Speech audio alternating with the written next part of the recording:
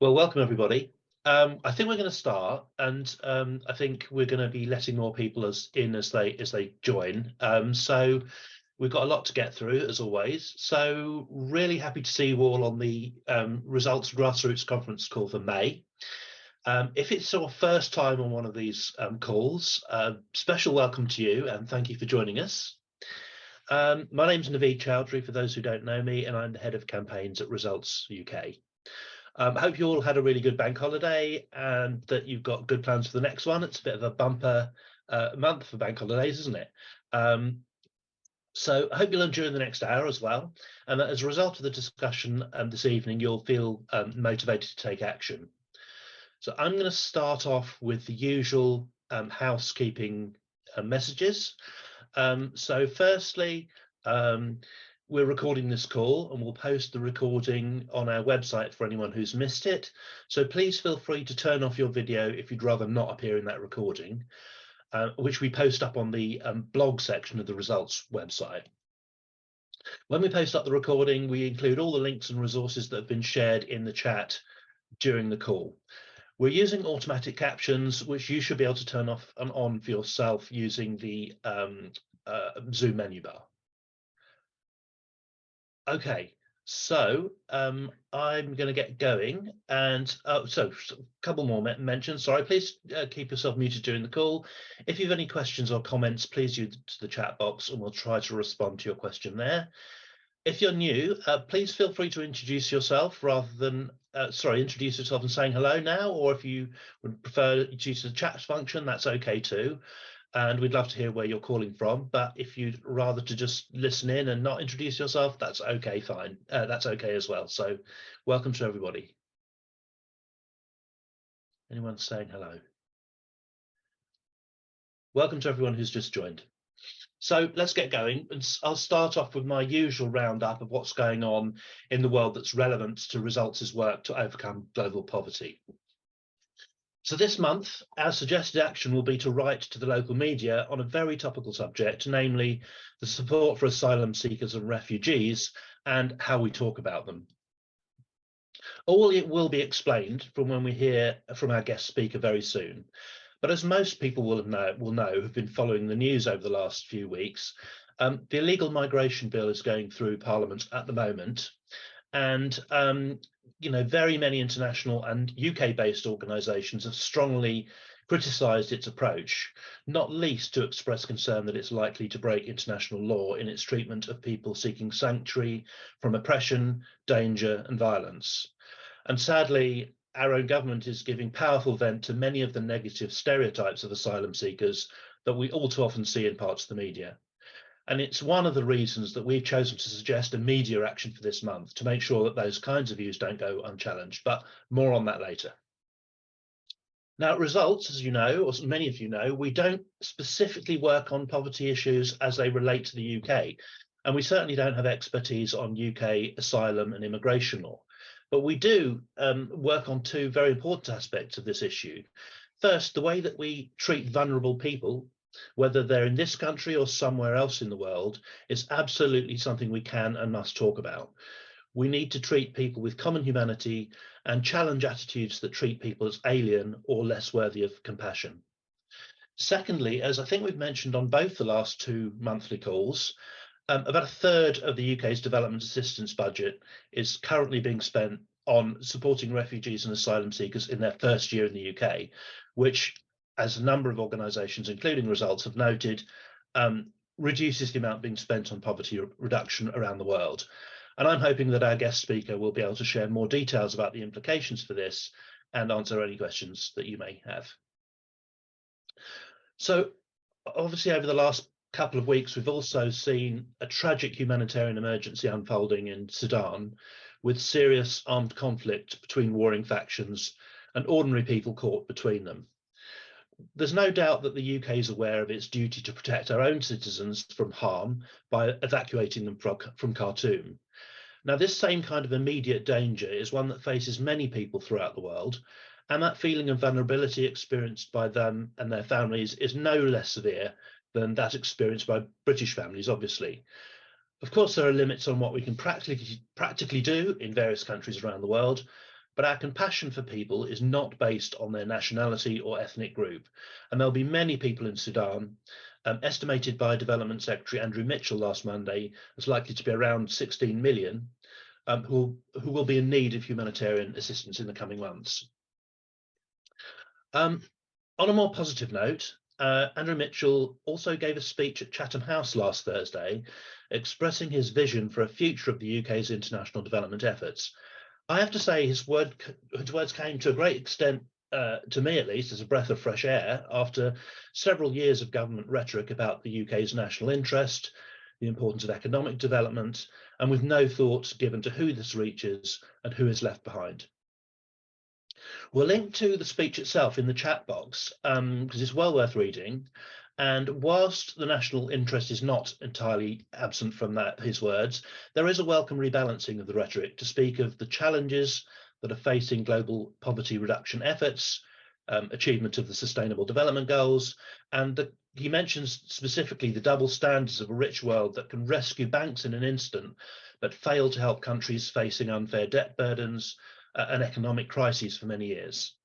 He also speaks of development as a partnership of equals based on shared values, and it's extremely heartening to hear these kinds of words from a senior member of the government.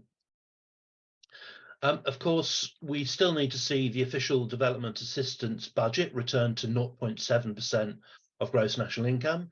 And again, I strongly suspect our speaker this evening will want to address this point.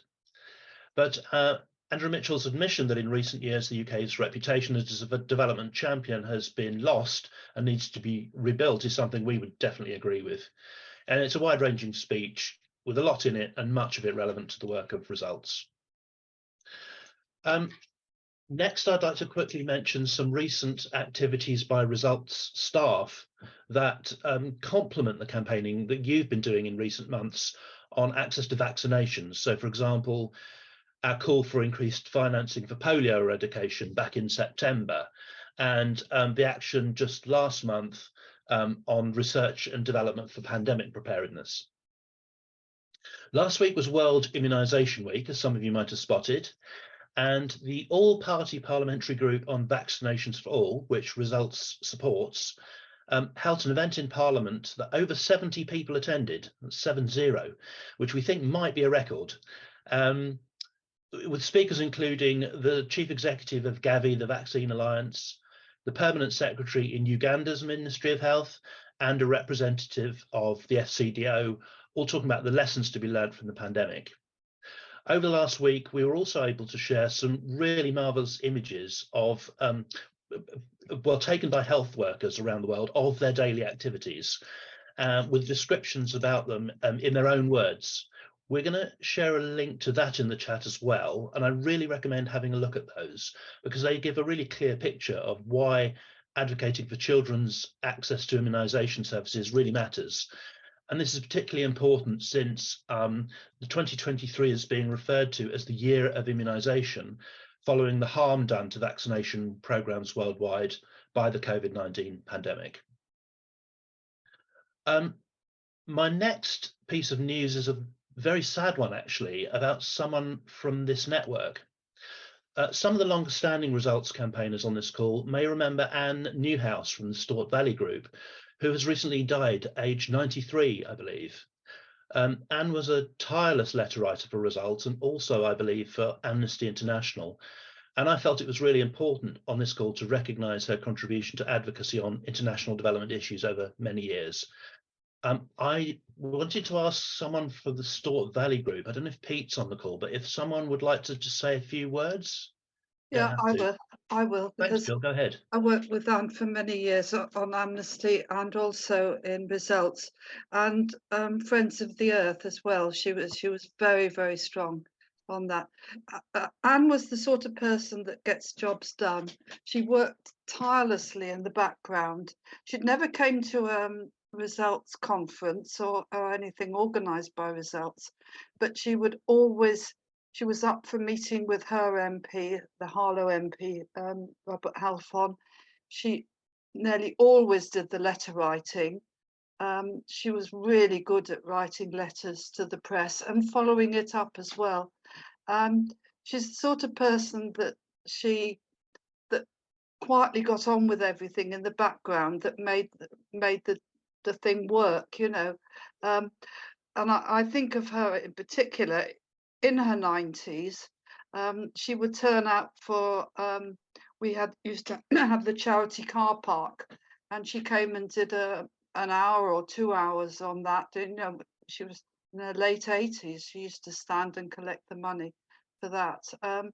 And she just used to do everything that she could. She's a real loss, and I really miss her because I think, oh, I'll tell Anne about. Oh, Anne would enjoy that. No, she's not there. She was a member of the Harlow Jewish community, and she was very active in the synagogue as well. So she's a big miss there. And I really valued her friendship, and you know, learned an awful lot from her about all sorts of things. So you know, we really miss her in the group. She came to all the calls on Zoom when she could, you know, because she had other things that she was doing. But she was really good. Oh, and the other thing I remembered was, some of you may remember, some of the older members will. We did live below the line. We lived on £1 a day for 5 days, and raised money for results. And Anne did that, and we got articles in the local paper, and she got Robert Halfon to come along to her house and support it as well. She was good at getting things done. Thank you for that tribute to a really stalwart campaigner there. Lastly, before we move on, I'd like to just say that we've got a new member of staff in the grassroots team in the results office, who's called Jessica Roberts, or Jess. She's replacing Ruthie Walters, who many of you know, but who left recently. Jess is unable to join this call, but she should be at the next one and will introduce herself to the network then. But in the meantime, I hope that some of you will get to speak to her by email, perhaps. And so, yeah, that's we're back up to full strength in the grassroots team. So before we go on to our guest speaker, I'm going to do our usual handover to Aurora to share a little bit about your activities around the UK over the last month. Thank you, Naveed. So hi, everyone. For those of you who don't know me yet, I'm Aurora Basso. I'm the campaigns coordinator at Results. And yeah, this is my bit where I just do a little roundup to let you know what's going on in the network. And this time also to talk about the national conference, which will be coming up in summer, and that we're organizing, and we're, you know, full steam ahead with all of that. And I can confirm that we have now a venue.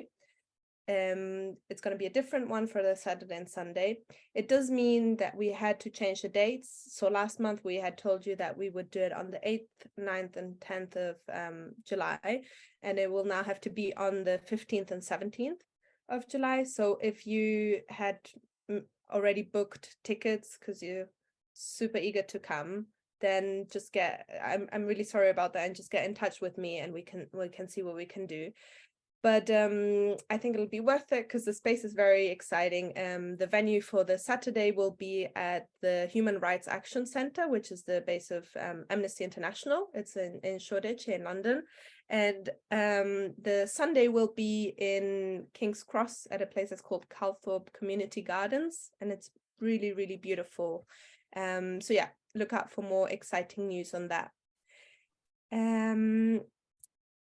All right, so regarding the actions that you all have been very, very active in doing, last month we had asked you to write to your MP, write to the PM, sorry, to ask him to invest in CEPI in vaccine development for pandemic preparedness.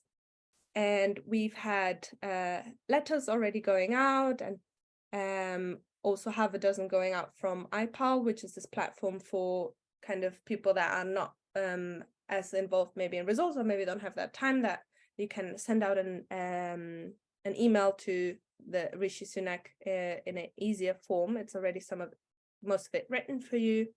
So thank you for all of those that took the action, and also always thank you for emailing me to let us know so that we can register it. And regarding the news from the action from the month before, some of you might remember, we asked you for 2 months. We had really big action on tuberculosis, TB, and we have had more replies coming in from those actions that you took there. We got MPs committing to showing their commitment. We had an MP from the Labour Party, for example, saying how his party is very supportive of the fight for TB and the Global Fund. We had an FCDO official reply, and also a letter from Andrew Mitchell back that he signed himself and kind of annotated some stuff on there, which was cool to see, and quite positive. It's good to see them say that it is something important that they agree they should be working on, that they will be sending someone important to the high-level meeting in September. So yes, thank you all for doing that, and we are seeing the results of that coming back slowly. Other grassroots activities that you have been up to, we've had Ethel and Kathy up in Scotland, met with their MP Tommy Shepherd to talk about TB, and it seemed like a really great meeting. And there was also a great picture of that we received. So Kathy, I don't know, would you like to say a few words of how it went? Yeah, it was really nice because Ethel's quite a new member, and she found it very exciting to meet with Tommy Shepherd. And basically, the good thing was he basically just said, yeah, of course, I agree with you. What do you want me to do? He is very supportive. So that's really nice. The downside was he said, well, who attended in 2018? And I had to say, you always ask me questions that I don't know the answer to. So I was slightly caught on the back foot on knowing exactly what had happened in 2018 at the high-level meeting. But on the other hand, that shows you how interested he is in it. So that was good. And it also shows you never can be prepared enough. I mean, I think that was really a question. He wanted to try and find something that you couldn't reply, because that is a really hard question. I don't know if I would have had an answer for that, but that is really well done. Really good that you guys had such a productive meeting, and also, you know, going along with someone that is new. I bet that was really exciting as well for Ethel. So we have had more exciting things happening, meetings. In this case, Andrew from London went to a Labour Party event that he was invited to as a active member of his community, and also I think you will be getting an award for your volunteering. Andrew, do you want to say a few words on that? Yeah. Well, talking about the banquet I went to, first of all, that was all the major MPs of the Labour Party and the trade unionists. So that was great to network around them. And it was represented by the deputy leader of the Labour Party, Angela Rayner, which I chatted to. And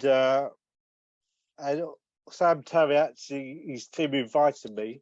But we actually got an invite from Sam Terry and Angela Rayner for the results and my charity to go and visit and talk with them, because he was very interested in what we were saying and what I said to him. So we basically a consortium of us could go to Parliament to speak with a Labour team. So I think that's very useful. And also, on the sideline, I also received the RVS Coronation Award for volunteering from the King and Queen. There we go. Thank you, Andrew. That's really great. That is just so much, and also thank you for bringing in kind of resource and creating that new opportunity for more people, maybe of the London group, being able to come along to that other thing in Parliament. That sounds really cool. Also, thank you this month for Jill for yet another media action that she did a blog around World Health Day. And another thing that was spotted by one of you very attentive campaigners, when we first sent out the action of the action around writing to the PM last month, the link, well, the email address to which we had told you to send this, it actually bounced back, and Harriet spotted it right away and let us know, so we changed that quickly. But yes, thank you also for always keeping an eye out and making sure that we're putting the right information up and doing the right thing, all of that. So thank you. And if you haven't taken the action of last month on the 100-day mission and for developing new vaccines, it's not too late, because the G7 health ministers meeting is on the 13th and 14th of May. And that is the deadline to do the action. But sooner, obviously, would be better rather than later, to maximize the influence that we can have in the government's position at this really important summit. So if you haven't already taken the action, you know, you can still do so, and I will be putting up a link for it shortly. And that's all for me. I'll pass over back to you, Naveed. Thanks, Aurora, and it's always lovely to hear everything that's been going on. Thank you to everybody. So let's crack on with our main topic of this evening. And on this topic, anything relating to asylum seekers and refugees obviously can get quite toxic, and we just need to make sure that an alternative view is clearly expressed, but also in recognizing that when we talk about this relationship between supporting people here and in other places, we could inadvertently entrench negative stereotypes. So on this topic, bravely offered to come and talk to us this evening, it's my pleasure to welcome Eden Kulig to this call. Eden's Public Affairs and Government Relations Advisor at Bond, which for those who don't know is the UK's umbrella body for international development organisations, and Results as a member. Now, Bond's been active writing press statements and getting published in the media on this topic recently, which is why we wanted someone from Bond to come along, and we're really grateful, Eden, that you've come to join us tonight. So welcome, and thank you for joining us. Thanks very much for having me. I was going to do a bit of an intro about Bond's work, but you've taken the words out of my mouth. I'm sorry. No, not at all, not at all. It means I've got more time to talk about other things. But hi everybody, welcome. It's nice to be here and to be connected to campaigners. Hello. I assume you're calling in from all over the country, which is really good. Yeah, which is good to hear. So like Naveed said, I do work at Bond, and it's the membership organisation for around 400 international development organisations. So that means that we tend to lobby on quite top line issues. So rather than sort of advancing the goals of a particular organisation, it would be things around overall aid budgets, trade policy, as well as the landscape for charities in the UK. We do this by working directly in government, for example, convening meetings between our member organisations and FCDO ministers and officials, but we also support individual MPs to support aid and development through their work in Parliament. Just a quick overview of how I ended up doing this for Bond. Before Bond, I worked for VSO, which I wonder if some of you might have volunteered with or heard for, because I know it's how a lot of people get interested in the aid sector in the first place. I actually volunteered with them about 10 years ago now on their youth volunteering programme.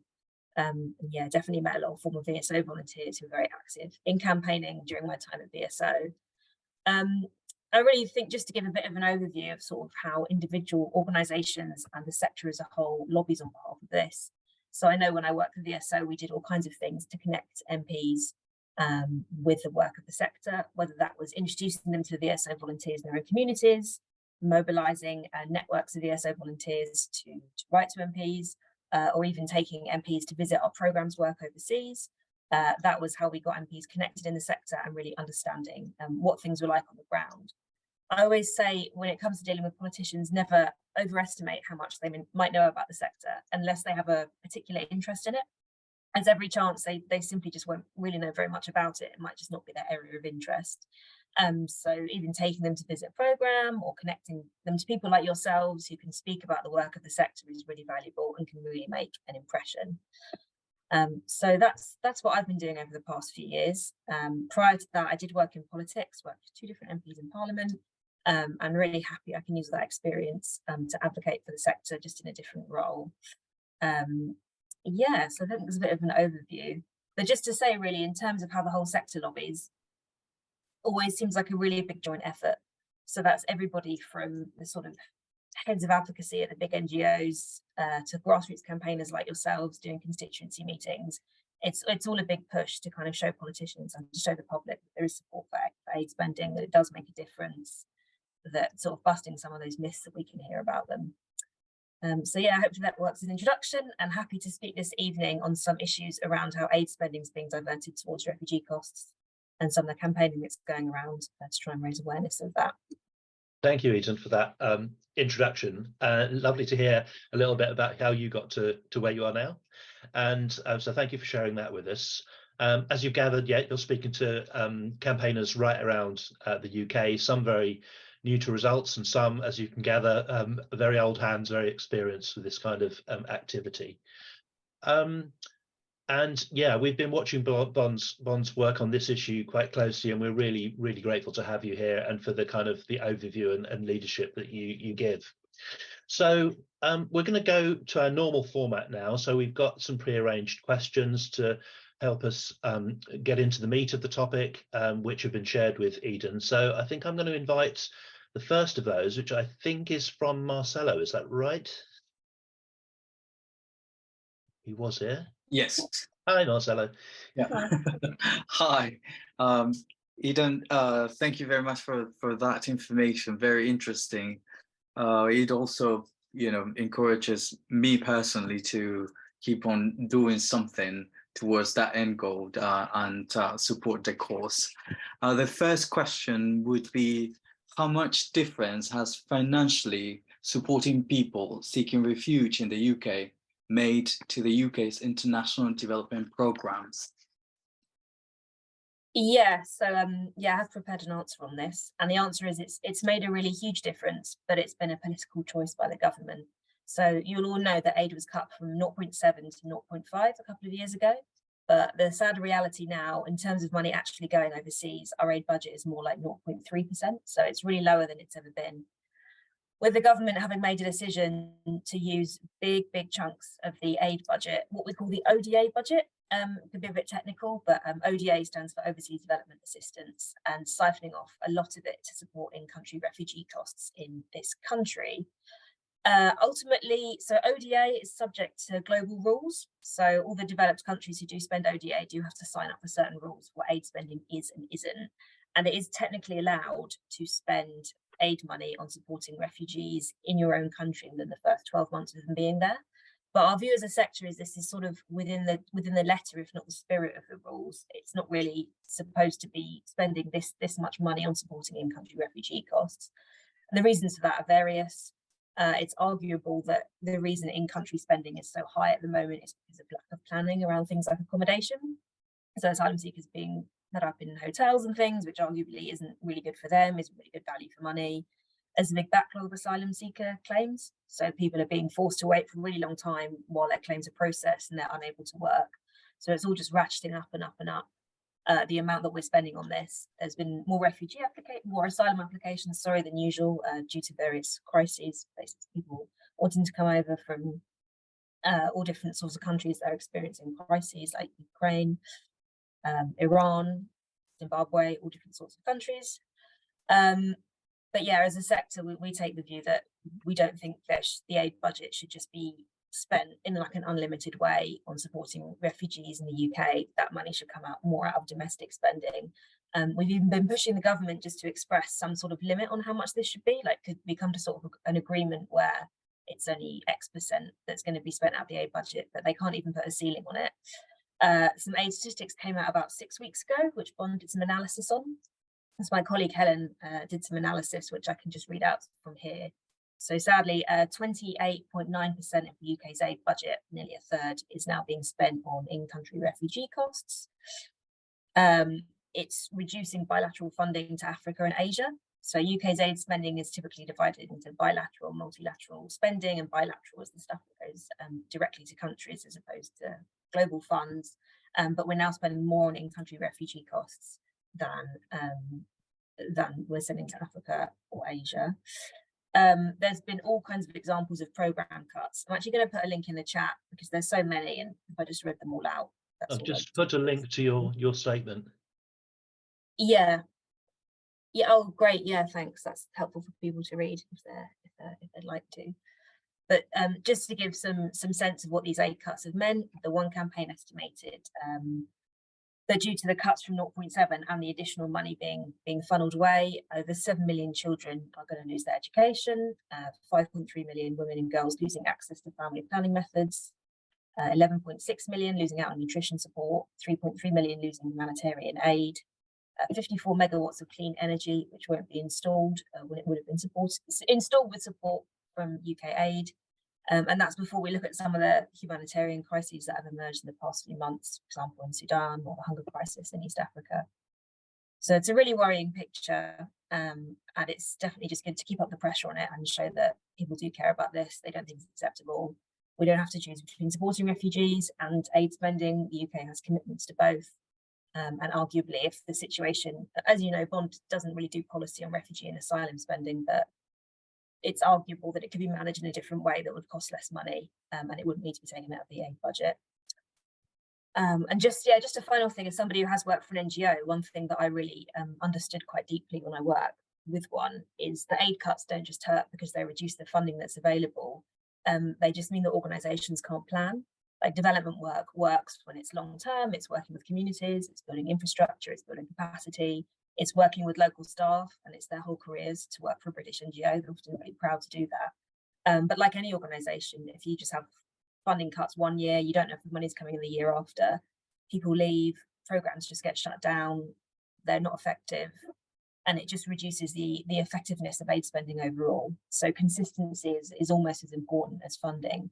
And that's why organisations try so hard to get all parties to commit to things like 0.7 in their manifestos. You know, you can argue about exactly what the amount should be, but the important thing is for the UK to say to developing countries, we're committed to helping. This is the funding that you can expect, and that's a long-term thing. It's not political football. It's not going to be changed depending every time we change our prime minister, which we do quite frequently, apparently.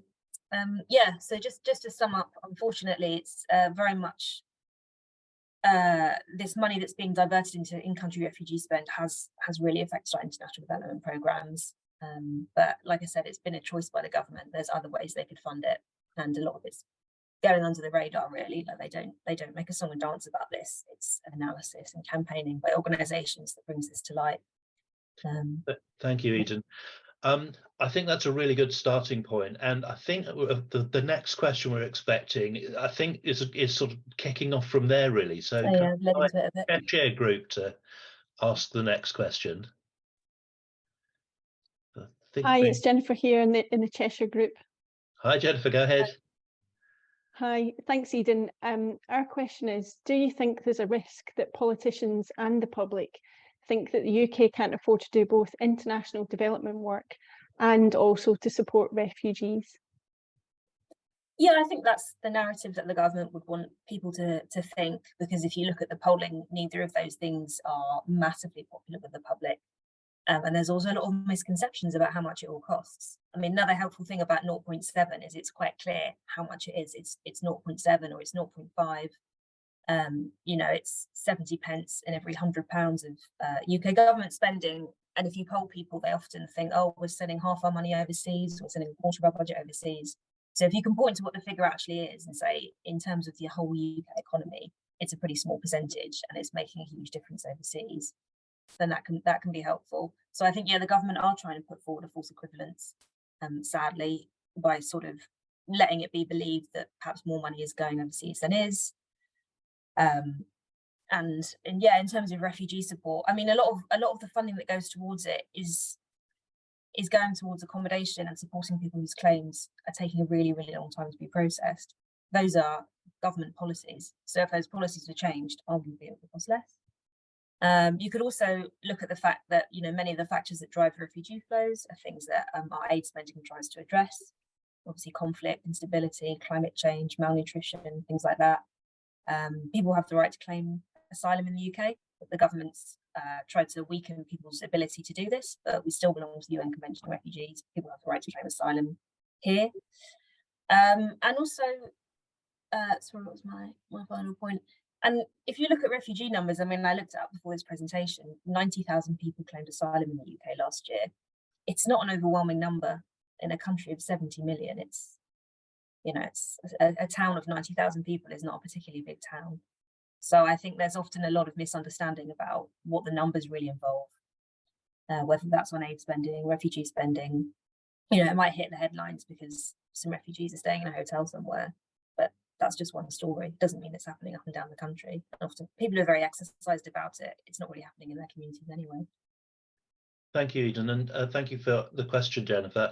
I wonder if I could just add to that, really. This idea of either or, I think, is a very harmful pitting of different interests against each other, which doesn't help at all. And I mentioned Ruthie earlier. Just before she left us, she wrote a blog post on, actually it appeared on the Bond website before it appeared on our website. Yeah, I think I've seen it.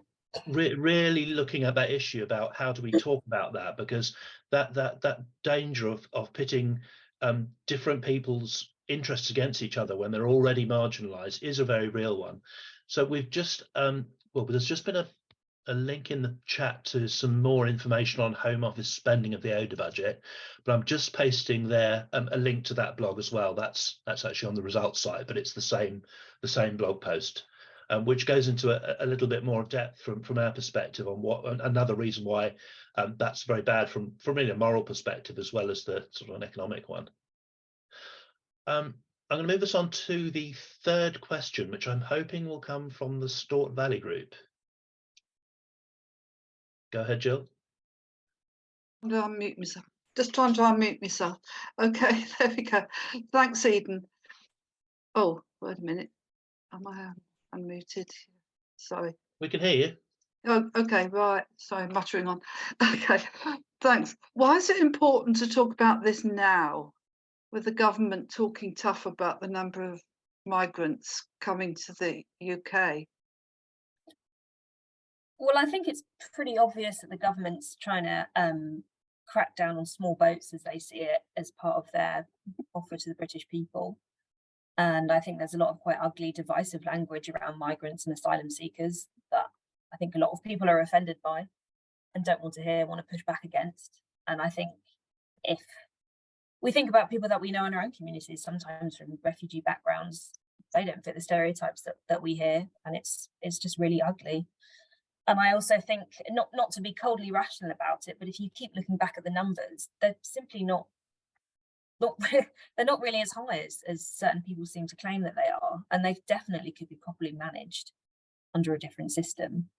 Yeah, and I think, you know, if anybody who follows the news sees the kind of things that are going on around the world, if you watch the Taliban retaking Afghanistan or what's happening in Ukraine, if you learn a little bit about situations in countries like Eritrea or Zimbabwe, it's completely understandable why people feel they need to flee. And yet, if people are going to flee, they have to go to safe countries. And overall, the UK takes a very small proportion of the world's migrants. Most refugees end up staying in countries nearer to them, particularly in Africa. There's lots of African countries that host refugees from neighbouring countries. So I think it's just important to say the UK, you know, can manage and absorb a level of refugees. We've done it throughout our history. We'll continue to do it. People don't have anywhere else to go. You know, my own grandfather was a refugee. You see my surname, it's Czech. He came over from the Czech Republic during the Second World War, lived here for the rest of his life. I'm sure that's true of some of you, or certainly of people that you know. So what's the difference between that and somebody claiming asylum now from some of the countries that are going through war? So like I said, Bond can't speak specifically on refugee costs and sort of asylum policy. There's other organisations that do lots of really great work on that, like the Refugee Council. But just because of this issue where aid spending is being diverted into in-country refugee costs, that means that a lot of our analysis and campaigning and political work just ends up speaking to this issue, because it can't not really, because it's so tied up with it. But one thing we can do is just try and at least force some transparency on the issue. So, for example, there's been things like select committee hearings in Parliament where ministers have been questioned to ask, how much money is being spent on this? Do you have any sense there should be a cap? What does this mean for the UK's aid programmes? Because at least if you can get this stuff out into the open, then it can be debated. And I know a lot of MPs privately are unhappy about it. The one thing I know from working with MPs is there's often a big cost to speaking out against certain things publicly, because that means alienating yourself from your party. But privately, even if you're MP, it might, some of them might not share your views at all, but some of them, even if it doesn't seem like they're concerned about this, are concerned about it. And some of the conversations are more private, and they're informed by conversations with people like yourselves, campaigners, or organisations working on these things. So it's just important to get that out there. And I know the same is true for the public as well. So I know you all write letters to newspapers and you speak to your community and things like that. So it's just important to get, I would say, a mixture of the cold facts and also the stuff around, being compassionate and helping people establish their lives here when they need to. It's not an easy thing to become a refugee. Nobody does it lightly. It's very, very difficult. It's tricky. I live in a very diverse borough of London. We've got communities from all over the world here. A lot of people coming over from Afghanistan, fleeing the war there.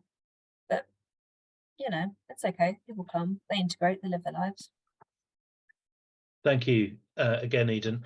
That's a really big question, Jill. I think why people might want to speak out about this now. There's the why now moment, obviously, but also, as Eden, I think you've shown, people have their own reasons for speaking out and their own experiences. And I think from Results' perspective, that personal story is always the powerful thing that gives your article or your letter or whatever it may be resonance. I think like Bond, Results is a little bit, we also don't work on the details of UK asylum policy, but I think it's really important that organisations like Results and Bond can speak out in relation to what we do, which is international development. Obviously, as a charity, we have to be careful not to be party political when we're speaking out on this, but we must call out, the politicians who are using a lot of these negative arguments. And I just wanted to do a bit of a shout out to one of Eden's colleagues, Paul Abernethy, who got an article on this topic in The Big Issue, which I've just seen Aurora's put in the chat box. I think quite a few of you may know Paul. He's spoken on this call before.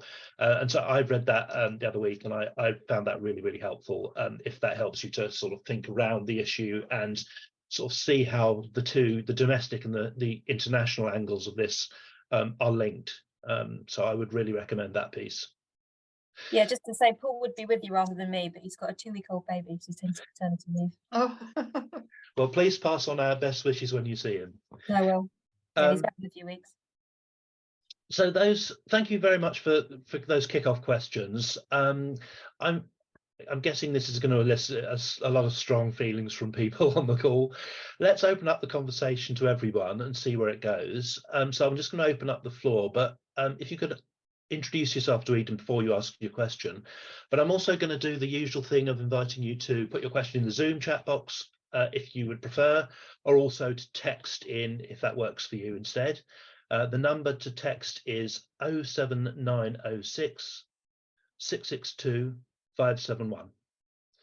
07906 662 571. And that's, I think, oh no, it hasn't gone into the chat. I'm seeing the number garbled on the captions. So I'll put the number in a second. But who's gonna kick us off? Oh, Richard, you've got your hand up. Go for it. Thank you very much for such an interesting discussion. It's been suggested we write to our media. The medical media are fine. We can write to our MP about this. It just seems appalling to me that this money's going on helping the refugees here when definition it should be going overseas. Who can we write to in the government that's at the heart of these sort of decisions? Is there any particular person we can target? Yeah, that's a great question. Can I just say, and this might not be what you're expecting or even necessarily wanted to hear, but rather than writing to your MP, I would always urge you to go and speak with them. the vast majority of them hold surgeries once a week, once a month. They do hold them, and they do have to listen to what you have to say. I've worked for MPs, and to be honest, most surgery cases are people coming along with different kinds of personal problems that they want help with, which they're very entitled to do. It's actually quite rare to have somebody come down and talk about a political issue. And I really think if you have a strong opinion on something and you feel you can defend it and you can make your case, go down and speak to your MP about it. Like, if nothing else, they're going to have to explain to you their thinking on it. They're going to have to defend their positions, and it might just be something they haven't really thought about before. Like, it sounds strange, but I think MPs aren't often confronted by people giving like a really articulate, different point of view. It doesn't happen as much as you think it might happen. So I'd say, rather than writing a letter, if you want to and you feel comfortable, I'd really suggest you go and speak to your MP. To some extent, it does depend on who your MP is. I have no idea who yours is, Richard, or where you live. It might be somebody who's already sympathetic to your arguments. It might be somebody who isn't. It might be somebody very influential in government. That might not be the case. But I think whoever it is, they have an obligation to engage with you on these things. They represent you. You know, they hold regular meetings where you can speak with them. So that would be my advice. Because emails and letters are often just answered by people in their offices. Like, they don't always read them because they get so many. But anybody else particularly, I have seen my MP, and I agree it's best to go and see them. And she's normally being told about trees needing cutting down and potholes. And she has said to me she's always delighted that here people have other interests. But anyone else in the government we can target, we could write to. Any particular minister, Andrew Mitchell? I actually don't know if members of the public can write to the government. I don't think they can really. We can I jump in there? I mean, I think what you said earlier about MPs absolutely speaks to the results methodology. It's something that we really recommend as well. And I know that Jill's put in the chat that actually some people are finding it harder than they were. And I know a lot of you have reported that that's been quite tricky, particularly since the pandemic.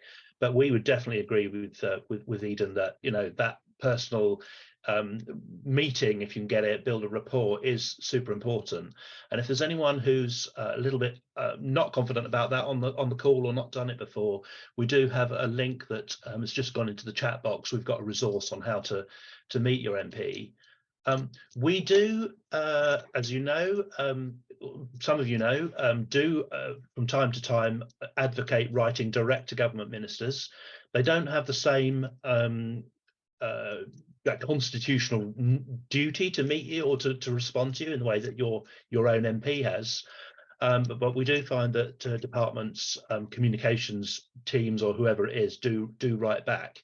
It takes a while, and I have heard people say, certainly civil servants say that if you can get your MP to do it, firstly that widens the number of people seeing your message, but also the government department then has a duty to write back.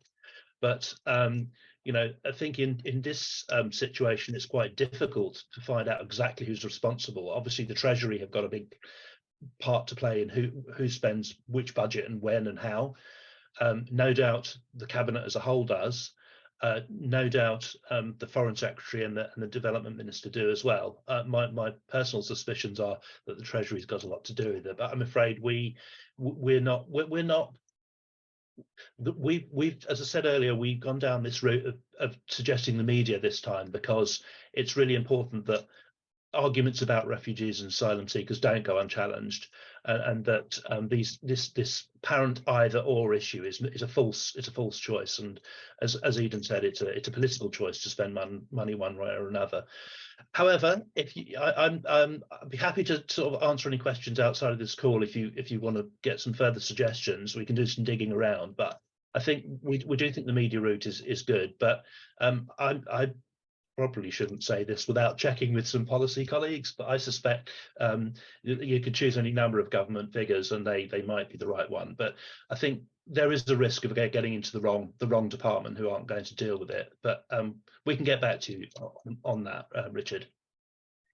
Yeah, I would say most MPs will write to the government on your behalf. So depending on who your MP is, they will write and raise your concerns, and it's more likely to be looked at. And I think, in my experience, ministerial departments do keep track of the correspondence that comes in from different kinds of MPs. They do pay more attention to Conservative MPs a lot of the time because they're the people in government. But that's not to say if your MP isn't a Conservative, it won't be looked at and responded to. Thank you. I've just spotted Aurora's put her email in the chat.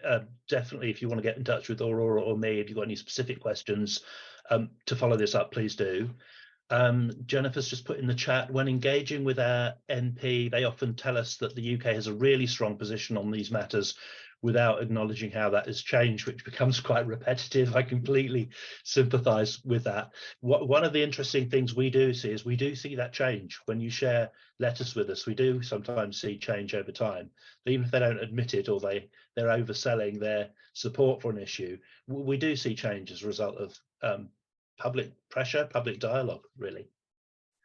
I mean, I would say again, Jennifer, I don't know who your MP is, that they're incredibly busy and they're just not on top of everything. Just some of them will have a couple of real specific interests, but yeah, they might not know. Like, it's never, like I said, don't overestimate what they know. This statistic about aid spending now really only being 0.3%, I don't think every MP in Parliament knows that, and because who's sort of incentivized to tell them in a way?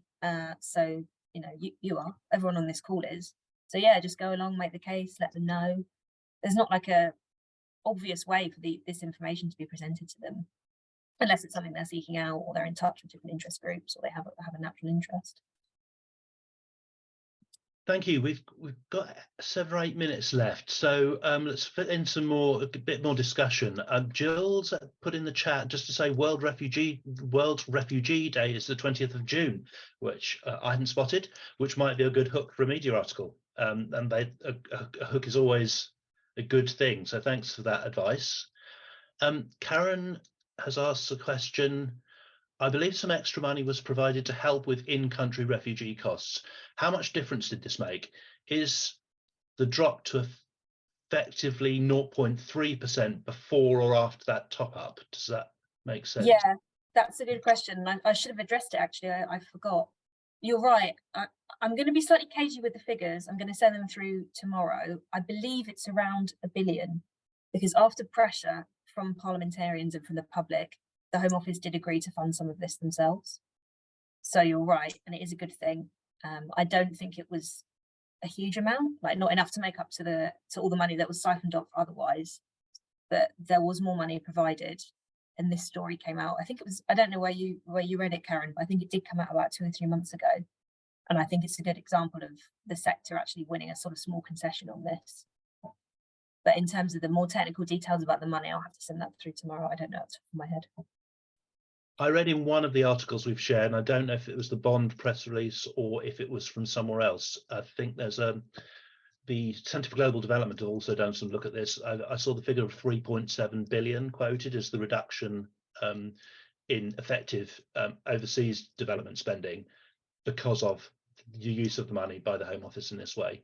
Again, I don't know whether that takes into account that top up, but that was portrayed as an absolute figure, so I presume that's correct. Do we have any other questions? Please feel free to open up your microphone. You don't have to type it in. You can just say it.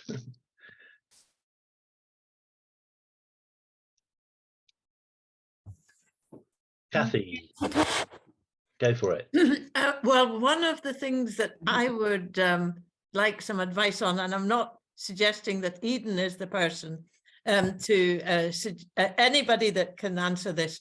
I have on occasions written to the local news outlets, but I ashamed to say that I don't always actually read the outlets that there are, and I don't know how much. I mean, sometimes people will say to me several days or months after the event, you had a letter or you had something in the paper, and I can't then find it because it's past the day on which it's actually been published. So is there any tips about how you actually track anything that you do write? Does anyone have an answer to that? I've got some thoughts, but I'm sure there are other people probably more expert than me on this one. Karen and Ricky, you've got a hand up. Is that for a different point, or do you have an answer to that question? Or it's for a different. I was going to ask another question, but when we've written letters, or not just us, but when friends of ours as well have written letters in Macclesfield, the journalist that we submit them to has, like, you can ask that person, are you going to publish? In fact, you often have to ask them, you know, in successive weeks, have you published it? So they usually email you back and say, yes, it's in this week's issue. I don't know if that would help, Kathy.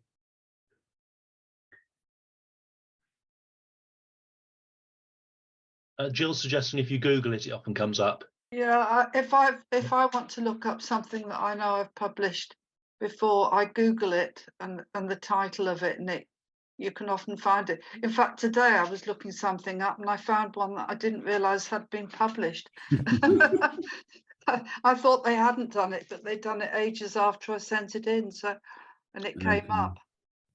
So there's I'm going to try and get through another question before the end of our time. So I want us to finish on time. But I noticed there's a couple of things in the chat which I'm going to put links to, because I think we can find some answers to those questions. So the first one, Jill asking links to any articles on racism and colonialism as mentioned at the end of the action materials. I'm going to put in the link to our action materials from August, where we asked the network to think about this topic. And there's some links to a few articles in those action materials. So I'm just going to put that link in a second. Then Bentley's asked, are there other countries in the world who spend money from their ODA budgets on refugees more responsibly than the UK? I don't know, Eden, do you have any view on that one? Because again, I think I can find a link. There was something that was shared recently on the behaviour of OECD countries. Yes, again, I'm not going to give too much technical knowledge because I don't actually have it, but I know off the top of my head, I think definitely Germany and the Netherlands agreed that the money that they're spending on refugees and also on Ukraine would be in addition to their existing ODA commitments. Some other countries like the UK have taken this out of their existing ODA commitments. There are various sort of tables I think you can look at which show the percentage that's been taken out, and it varies amongst different countries. The UK isn't the only country to have done this, but some others haven't done it. But yeah, I'm happy to do some digging tomorrow and send over these facts and stats if people want to look over them. Thank you. I'm probably going to struggle to find the link in time, so we might share that one on the blog post when we post the recording up on our website. There's definitely an analysis which I've seen in the last couple of weeks with assessment of other countries as well. So we'll include that when we can find it. I'm going to hand over to Karen and Ricky for their question. They've been waiting patiently. Okay. I've been looking through the action materials, and it says that, you know, there is divisive and racist language with regard to refugees in this discussion, but that's all it says. So it's a kind of slightly vague allegation, and I believe it, but it would be quite nice if we're going to kind of complain about it in a newspaper article to say, you know, for example, the Daily Mail, the 5th of March or something.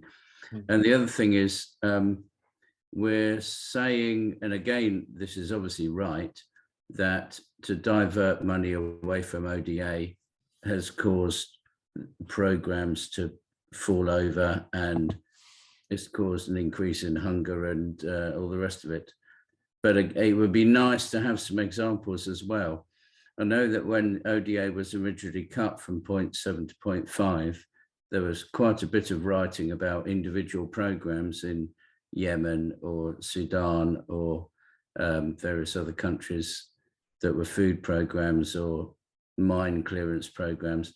I wonder if there's any resource around now which can identify, you know, specifics that we could possibly cite if we're going to write a newspaper article.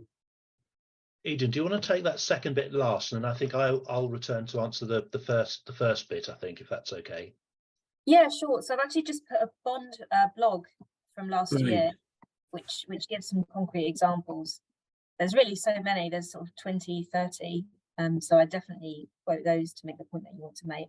I think earlier in the chat I posted a DevX article, which I think you need to you don't need to subscribe, but you need to create an account to read it. Yeah, it's called Tracking the UK's Controversial Aid Cuts, and that gives all kinds of examples. Okay, it's great. Yeah, I think that one is what it's actually really about, publicly it's the available. impact on the ground. This can all seem quite technical if you just use a lot of numbers, but yeah, it's real people who are affected. So yeah, we'll share all of those links. I think that one that you've mentioned is actually publicly available. On the other point, Ricky, about us being cagey about who said what in terms of negative language, that was kind of deliberate. I think it depends what you read. We've all seen, you know, I personally have seen, you know, accounts of what the Home Secretary says and that's on the BBC. That's something that I've got angry about. I'm sure we've all got those examples, and I would suggest use a personal example as I made you very irate. We're being very careful, I think, as a charity, not to pick out certain political figures, because, you know, we need to make sure that we're non-party political. You know, everyone on this call will make their own judgments about who's saying what, and, you know, that's very much down to how that interacts with your own political beliefs. So that caginess was partly deliberate, but also I would refer you to the articles on racism and oppression in our advocacy that we just shared a couple of links ago. So this was the discussion that we were hoping that people would have in their groups last August. And we did include a number of resources for things that you can go and look at to sort of get into the discussion. So quite a lot of it is historical, or it's from the point of view of people who have experienced oppression. But you may also want to sort of go and check, you know, if you want to go and sort of find some egregious examples from the Daily Mail, then please feel free. This is your letter, you know, it's not our letter. You'll be putting your own words to it. So I would urge you to say what you feel. It's not something where we think there should be a party line from results on this. We want. I've probably not been reading enough newspapers recently. I'm sure it's all out there. You've not been reading the Daily Mail enough. No, stupid me. Well, thank you. That's great. And thank you, Eden, as well. That's very helpful. So we'll save those links and look them up. Thank you. Well, thanks, everybody. And we've run out of time. We've gone over a couple of minutes. So, Eden, a huge thank you to you for being with us this evening. And it's been really valuable having you with us and giving us that sector-wide perspective. And thank you to everybody for being on the call to talk about this really important topic. I hope it's inspired you to take an action. You should have received the action materials in your inbox last Thursday, but we are just going to put them in the chat box again before we close the call. And there it goes. There we are. So if you didn't receive this, then please let us know by email, or you can actually sign up to receive regular emails on our homepage, which is www.results.org.uk. We promise we won't inundate you with emails, but you should get things there if you don't currently get them. Big thank you in advance for everything you can do on this issue. You know, do be prepared for some, you know, papers to print people's views who oppose you. That might happen. It's as well to be prepared for that, but, you know, that's the way public dialogue goes. People are entitled to try and get their views published. But if you do have any concerns about that, please do get in touch with us. We don't want anyone to feel put themselves at risk or anxious about this topic, but we do obviously want you to feel comfortable saying your piece. If you haven't yet oh no, I won't say that because Aurora's already said it. I think we're done. So it's 9:04. I'm going to call the call to a close. And just lastly, to remind you that the next conference call will be on Tuesday, the 6th of June at the usual time of 8 p.m. So thank you all once again. Really lovely to see you all, and enjoy the rest of your evenings.